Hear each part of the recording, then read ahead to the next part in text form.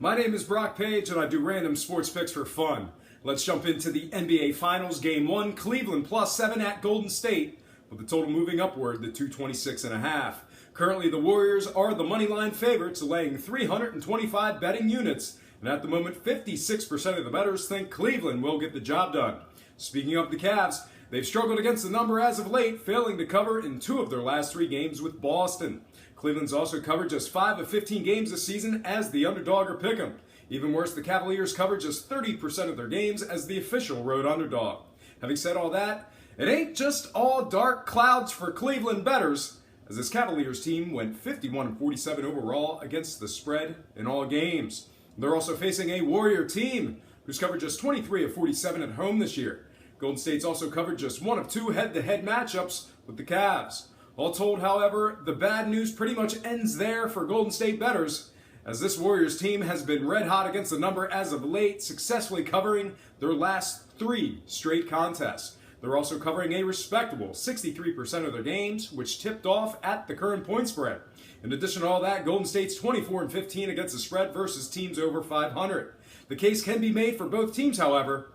Now, before I go into my pick against the spread, let's go ahead and break down the total points real quick and see how much scoring we can expect in this one.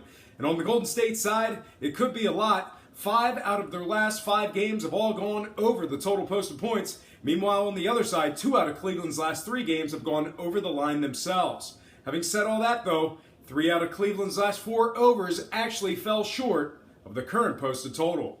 With that point in mind, Golden State's been the exact opposite, going well over 226.5 in their last 4 overs. Having said all that, the case once again can be made for both sides. As for now, the time for talk is over. Let's go ahead and throw some darts in my underwear with some severely misguided sports picks in my 1-bedroom apartment.